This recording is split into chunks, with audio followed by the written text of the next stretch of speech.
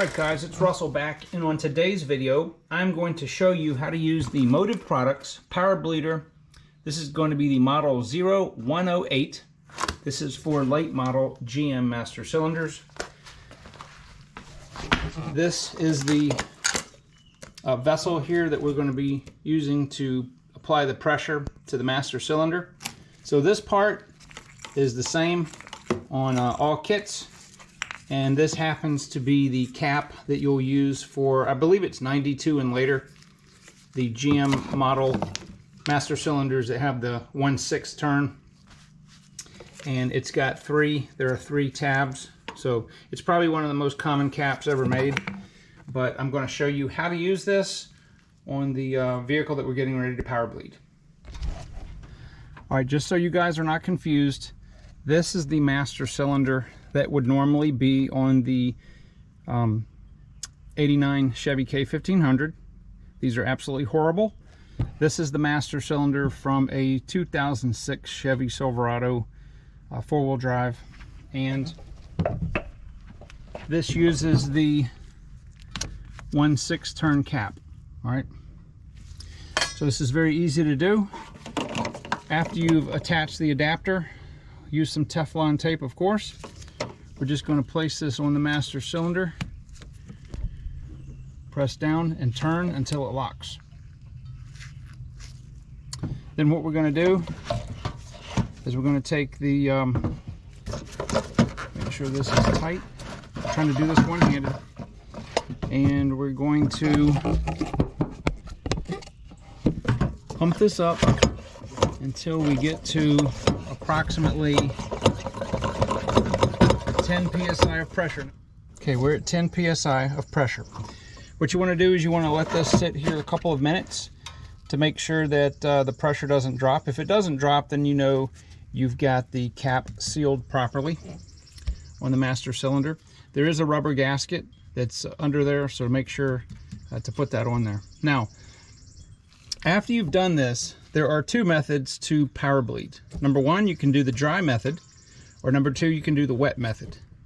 Now the dry method is what I use, so I'm not going to ever put any brake fluid in here. I'm just going to pressurize the master cylinder, and since this master cylinder holds an awful lot of brake fluid, I'll just keep an eye on it, and when it needs refilling, I'll let the pressure off and add more brake fluid and do it that way. If you don't want to do it that way, you can put brake fluid in here, this receptacle here, and it will force the brake fluid through the line and keep the master cylinder topped off. The reason that I'm not going to do that is because it's a little bit of a mess, and if I never put anything in here, I could use this for other things. So you can do it either way. So what I'm going to do is I'm going to pressurize this to 15 psi. All right, so I'm at the passenger side rear wheel. Normally, you're going to do it the line furthest from the master brake cylinder, which in this vehicle, it's the passenger rear wheel. I've got my catch bottle right here.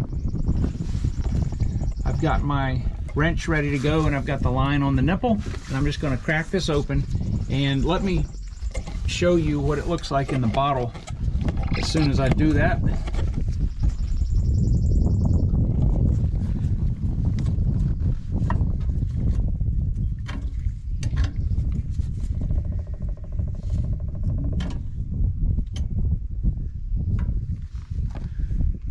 Okay, so right now there's pressure. If you'll see the, you can see the brake fluid flowing out. Now there's no chance of getting any air in here like this because there's constant pressure on the system.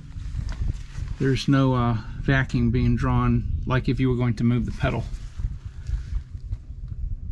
So we've got a little bit of air, not much. And I'm probably going to let this go, I don't know, maybe about a minute or two.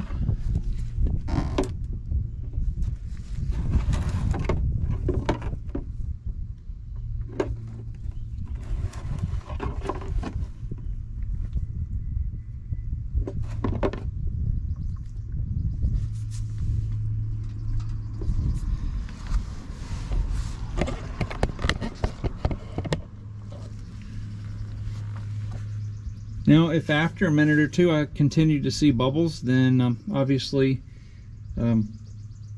as I keep an eye on the master cylinder, I will also let this run until probably 1 or 2 minutes of no bubbles at all.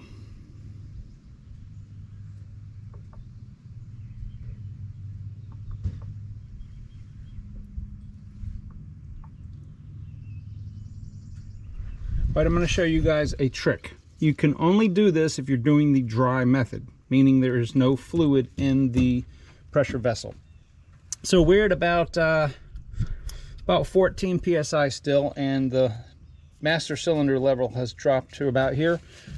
Instead of unscrewing the cap on the pressure vessel, you can just do it here. You'll hear a little hiss.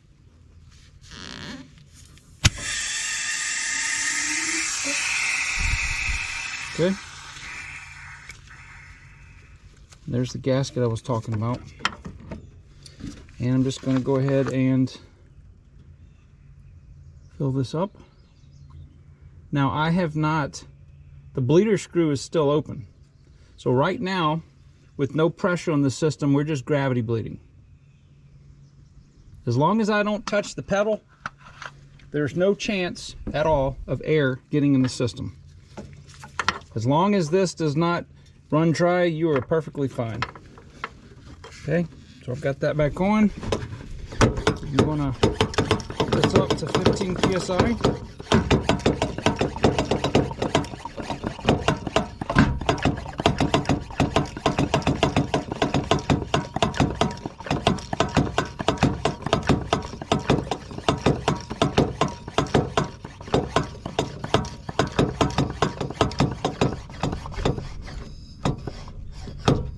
Okay, and we'll just continue with our bleeding process until there's no more bubbles.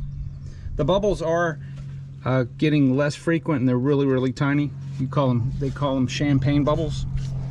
So I think we're almost there. There was a lot of air in that line. All right, so we've got our master cylinder full, and let's go check the pedal. All right, that is a firm pedal right there. I wish you guys could experience that. That's the way it's supposed to be.